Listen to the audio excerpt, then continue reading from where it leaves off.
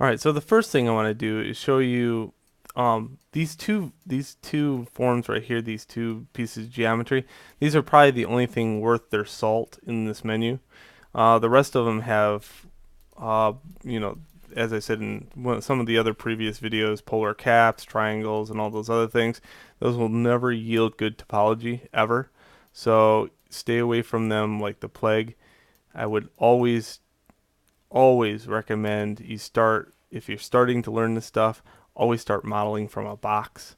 It's hard at first, but it gets a lot easier, trust me. And it's all in how, producing forms. Let's say, I need two basic forms really, but I'm going to be using just one for right now, the square and the circle. The square is already pre-made, so I don't have to worry about that. But the one thing that I use all the time is this shape right here. So if I take this face and extrude it, I can now hit 3 on the keyboard to make sure it smooths okay. Okay, and then 1 on the keyboard will unsmooth it.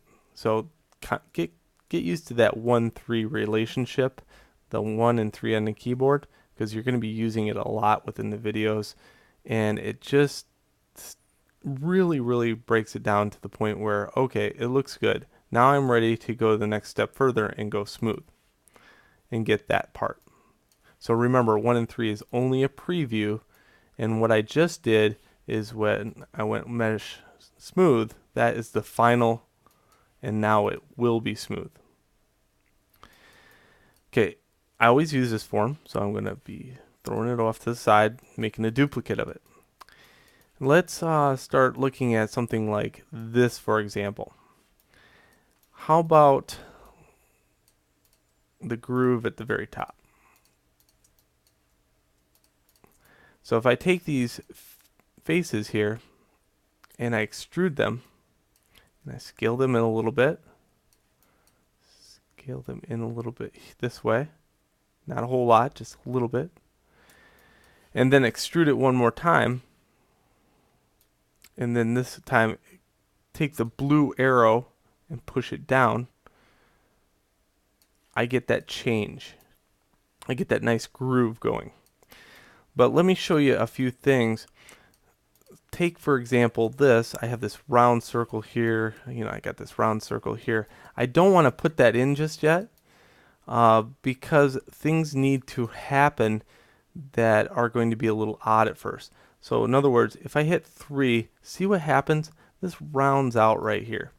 Now, if I didn't want that to round out so much on both sides, I would have to know a little bit about topology and how it works. So if I went in here and said insert an edge loop, and I inserted one here and here, what's going to happen now when I hit 3, I get a flat compared to the rounded surface. And see how this mushrooms out? Well, if I don't want it to mushroom out so much, I would have to know to insert an edge loop here and here to prevent that from happening. Okay? That is the important thing about topology, is knowing when to insert an edge loop and where to make those two forms kind of stay the same when they're smoothed out. Okay? So now I got something that looks like this. And I would argue that this looks a lot neater than this one right here. This one's very simplistic in its nature.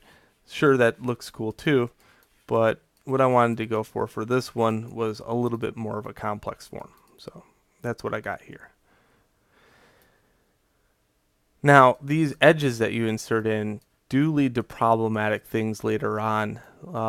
Mainly the fact that now if I need to make a round surface on the inside of this, when I go to use the tool, like that, when I go to use the extrude tool and try to use this scale and this scale, it's going to yield some weird results sometimes. So most of the time what I'll do is grab the scale tool and scale it in Z, scale it in Y, and it will produce a better edge flow because of that. Okay, just know there's going to be several instances that I'm going to show you that you're going to use the manipulator, the one that comes with the extrude tool, and there's going to be times that you do not use that. So I'm just pulling this form out. And you can get as detailed as you want right here. I mean, really take some time. Let's say I did this a few times and extruded it and then extrude it back.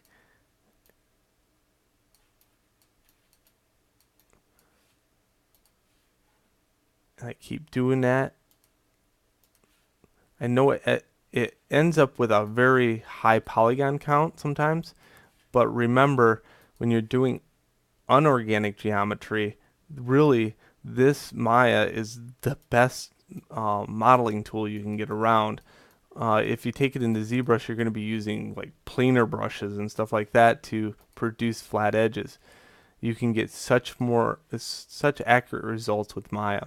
You just got to worry about, placing your edges in certain locations so they don't round out. So here's an example of, I want this very center thing to be rounded up, and I want all the other things to be very structured. So I'm not going to insert an edge loop here. I'm just going to hit 3 on the keyboard, and look how complex that looks when I hit 3 on the keyboard. Okay, very cool. I like this round thing. Normally, it would be a nut in that area, probably holding everything together. In this case, I got some kind of weird rivet. Okay. Now, here's another example of using the extrude tool. Let's say I take these faces right here and extrude them down. If I use the blue arrow, it's going to yield results like this. That's not really what I want. Rather than use the blue arrow, I'm going to use the move tool and use the green arrow and move it down. Okay, so moving those faces rather than using the component editor. Now if I scale -y, I get a flat out surface. In the next video, I want to keep adding to this form and showing you some more tricks.